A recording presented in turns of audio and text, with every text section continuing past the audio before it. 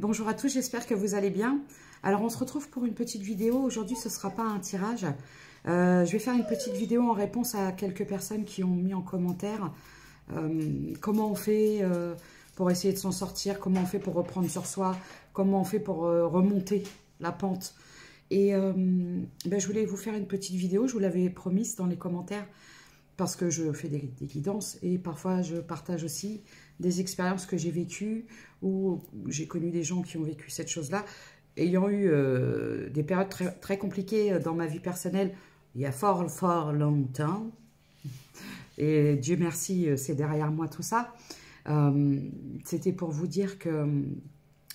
Alors, il y a des choses à faire. Et c'est ça, se recentrer sur soi.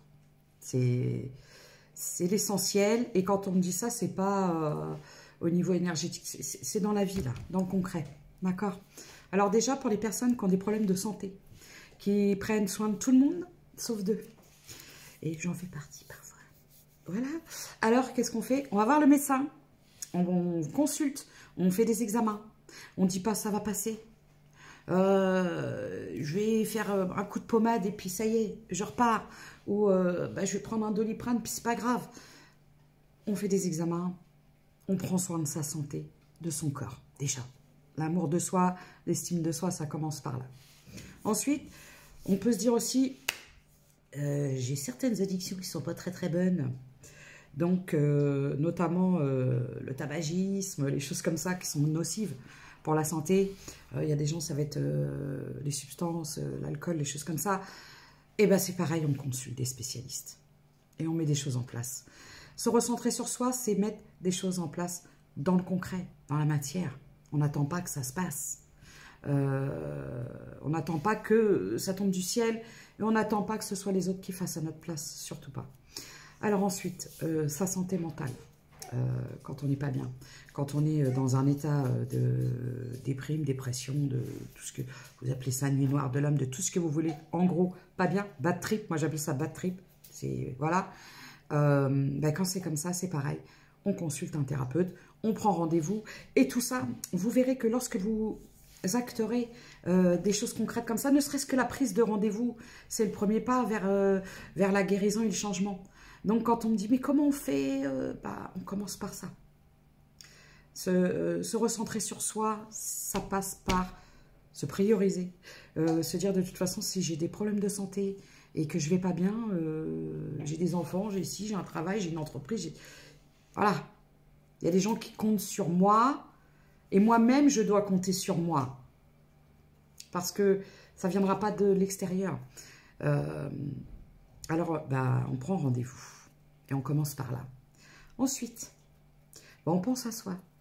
Alors, comment on fait? Moi, j'ai des gens, ça fait 10 ans qu'ils ne sont pas allés chez le coiffeur.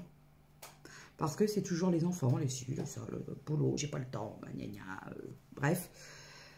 Et on se prend du temps, mais du vrai temps. C'est pas entre deux portes avec... je vais me faire une coupe de cheveux, puis j'ai mes gosses qui m'appellent toutes les 5 minutes. Si, comment on ouvre l'eau pour servir à boire? Je plaisante, mais voilà, on coupe. Laissez-moi tranquille. Des sas, des moments à soi, des activités à soi. Mais vraiment. Vous savez, il y a des activités qui vont vous permettre d'oublier un peu les routines du quotidien qui parfois peuvent vous amener à... Voilà. On a tous vécu ça et on le vit. Donc on a besoin de décompresser, de couper, de se prendre du temps pour soi, de penser à soi et de prendre soin de sa santé. Alors, pour les personnes qui me demandaient comment on fait, on prend soin de soi. Il n'y a personne qui va le faire à votre place, malheureusement. C'est déjà ça, il faut l'intégrer. Vous êtes responsable de vous, de votre corps, de votre état d'esprit, de votre santé physique. Vous êtes la seule personne responsable de ça. D'accord? Ensuite, on va venir au sentimental. Comment on fait? Des fois, c'est compliqué, mais on est obligé de se dire, il est temps d'ouvrir les yeux lorsque vous êtes dans une relation à sens unique, où vous aimez quelqu'un passionnément à la folie de tout ce que vous voulez, et vous donnez, et en face, vous vous heurtez à des murs, et vous n'avez pas du tout le retour juste, hein, même pas un partage, même pas un rien. Et en fait, eh ben, il faut ouvrir les yeux et déjà se dire, c'est à sens unique.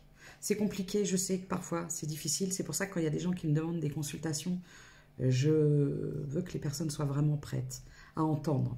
Parce que parfois il y a des gens pour qui c'est... Je vois les réactions. Et c'est terrible parce qu'il y a des gens qui ne sont pas prêts à entendre ça. Et il faut ouvrir les yeux. Et de toute façon, à partir du moment où vous forcez toujours pour qu'une relation fonctionne et que de l'autre côté, la personne ne fait pas le moindre effort, ne fait rien, c'est que cette personne n'en a pas l'envie et c'est que c'est pas partagé. Et c'est très très dur de se dire j'ai aimé quelqu'un qui ne m'aime pas ou qui ne m'a pas aimé. Mais après, il ne faut pas culpabiliser dans le sens où vous avez été honnête. En fait, vous avez osé aimer et voilà, et vous vous êtes heurté à un mur, à un vent, à tout ce que vous voulez. Mais il faut accepter. Se dire, et pas comme parfois j'entends, oui, mais il va changer, oui, mais il est blessé, oui, mais je suis sûre que... Non, vous êtes sûr de rien, de toute façon, ni de ce que l'autre ressent, surtout quand vous avez affaire à des murs, à des gens qui sont... Voilà, et de bien repérer tout ce qui est manipulation émotionnelle. C'est compliqué de se dire, je me suis fait gruger, je me suis fait avoir, j'ai pensé que... Mais c'est... Enfin, c'est pas grave. C'est des leçons, c'est comme ça qu'il faut le prendre, dans le sens de, bah, la prochaine fois, je donnerai moins vite. Je verrai la personne en face, ce qu'elle attend. Quand elle me dit ça, j'écouterai. Et quand il y aura des drapeaux rouges, je verrai. Comme quelqu'un qui va vous dire, par contre, ça reste entre nous, ça reste entre nous. Bah déjà, ça veut dire qu'il n'y a pas de nous, déjà. Parce que le nous, c'est voilà, on avance, on fait des choses ensemble, tout ce qui est autour, on s'en fout, et puis on ose dire et faire.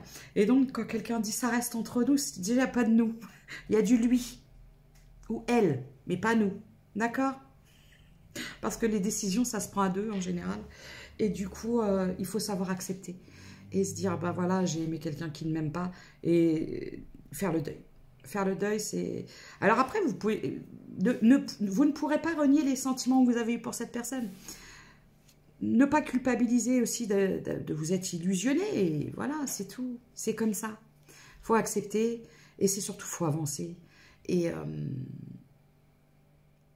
faut pas se laisser abattre. Alors, je dis toujours, on est des êtres humains. On n'est pas des machines. On a le droit aux émotions. Quand j'entends, oui, dans la colère... On a le droit d'être en colère quand on s'est fait avoir, quand on s'est fait berner, quand on s'est fait tromper, quand on s'est fait illusionner, quand on... Vous voyez, quand on s'est fait bercer par des belles paroles, tout ça. On a le droit d'être en colère. Mais il ne faut pas rester dans la rancœur et que ça vous empêche d'avancer, en fait. C'est ça le plus important. Et surtout, c'est que arrive un moment, cette colère-là, vous verrez, elle va se retourner contre vous. Et c'est pas bon. Voilà. Donc, il faut accepter les choses telles qu'elles sont. Il faut accepter de dire, ben voilà, je me suis fait avoir et puis c'est comme ça. Je ne peux pas changer les choses, je ne peux pas revenir en arrière, mais par contre, je peux changer pour l'avenir et pour ma façon de fonctionner et de communiquer avec les gens, tout simplement. Et d'écouter aussi, et d'observer et d'attendre avant de me laisser bercer par des belles paroles. Voilà, c'est des petits conseils que j'essaye de vous donner parce que c'est important. Et surtout, on n'hésite pas à se faire entourer par des professionnels, par des thérapeutes, par des médecins, quand il s'agit de la santé, par des gens qui sont là pour vous aider. On ne reste pas seul dans son coin à ruminer des choses comme ça. Comme je vous dis, les émotions, elles sont naturelles. Alors, la tristesse, c'est pareil, vous avez le droit d'être triste. Quand vous avez perdu quelqu'un, quand vous faites le deuil d'une relation, d'une personne, vraiment, un décès, quelque chose comme ça, mais c'est normal d'être triste. Moi, j'entends, oui, mais comment ça? Alors, sous prétexte que j'ai comment je vous dirais, moi, la vie après la mort, j'ai une vision différente de ça. Voilà. Et il y a des gens qui me disent, mais comment ça, tu es dans le monde parce que ta maman, bah, je suis humaine. Moi, je suis un être humain. Si vous me piquez comme ça, si je saigne, j'ai mal, je crie. Voilà, je suis comme vous, je suis comme tout le monde. Je me plante, je fais des erreurs. J'ai pas la science infuse, j'ai jamais eu cette prétention-là. J'ai pas cet orgueil-là. Quand j'entends, oui, t'es une star, j'ai jamais eu cette prétention. Surtout pas. Vraiment pas. Je suis quelqu'un de très simple qui fait plein de bêtises parfois aussi. Et parce qu'on reste des êtres humains. Et oui, j'ai beaucoup pleuré pour des décès, des deuils, des choses comme ça. Et c'est normal, parce qu'on est des humains. On a des émotions, on a des larmes, on a des choses comme ça. Mais il ne faut pas rester dedans, par contre. Il ne faut pas que ça perdure. Il ne faut pas que ça vous empêche de continuer et de vous réveiller le matin et de prendre soin de vous et de vous dire que, bah voilà, malgré tout, je vais continuer à avancer. Et c'est pour ça, il faut accepter ces émotions, il ne faut pas les rejeter. Parce qu'après, elles restent à l'intérieur et ça explose. Parfois, c'est le burn-out émotionnel. C'est là que ça peut... Quand il y a des gens qui pètent un câble d'avoir contenu et qui finissent dans des HP, des choses comme ça. Parce que de contenir, le jour où la cocotte minute, c'est terrible. Donc, on n'hésite pas à se rapprocher de médecins, de professionnels, de thérapeutes. On travaille sur soi, c'est-à-dire on accepte. On s'accepte tel que l'on est avec ses qualités et ses défauts. Et on accepte de faire des erreurs et de se tromper. Parce qu'on reste des êtres humains et c'est tout. Et on ne cherche pas à être parfait. L'authenticité, c'est d'accepter de se planter et de se dire, bah, la prochaine fois, je ferai différemment. Mais on ne reste pas dedans. Et on ne reste pas sur un échec et se dire, je suis trop nul, c'est ma faute, tu es trop ci, tu es trop ça. C'est terrible. Alors, si vous agissez comme ça, c'est terrible. Voilà. C'est vraiment un conseil de... On va vivre des choses difficiles. Tout le monde en vit plus toujours. De toute façon, tout le monde traversera quelque chose de difficile dans la vie.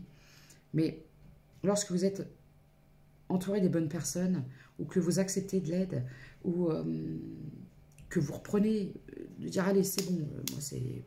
Voilà, je me laisse le temps, mais je ne vais pas chialer pendant 10 ans parce que je me suis fait plaquer, je me suis plantée, on m'a trompé, des choses comme ça. Non. Et vous ne vous remettez pas en question. Surtout pas. Par contre, vous pouvez remettre en question le fait que ce n'est pas la personne que vous êtes, mais ce que vous acceptez des autres, tout simplement. Parce qu'à partir du moment où vous acceptez l'inacceptable, le message que vous envoyez, c'est open bar. Vous pouvez faire ce que vous voulez. Je dirai jamais rien. Et du coup, les gens, bah, pourquoi voulez-vous qu'ils arrêtent? C'est, voilà. Donc, c'est ça, la confiance en soi, c'est de dire, je m'aime, je sais qui je suis, je sais ce que je vaux, j'ai des qualités, j'ai des défauts, je suis un être humain, voilà. Des fois, j'ai des hauts, j'ai des bas. Et c'est comme ça. Moi, des fois, je suis comme ça, je suis pimpante, j'ai envie de faire plein de choses. Des fois, je n'ai pas envie, je suis en pyjama, je mon peignoir, je suis devant ma télé, puis laissez-moi tranquille, j'ai besoin de...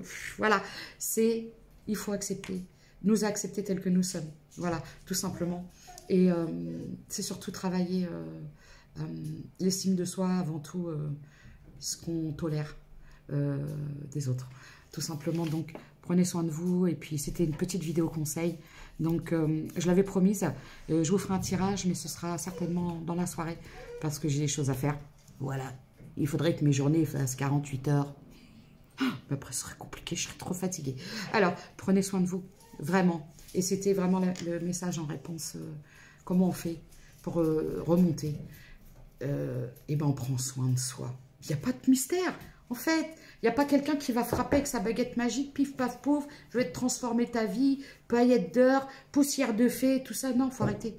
Il y a une chanson qui dit je prie Dieu que quand je suis dans la... il le sait, alors il me laisse dedans. C'est pareil, aide-toi, le ciel t'aidera. C'est-à-dire, on ne va pas faire les choses à votre place.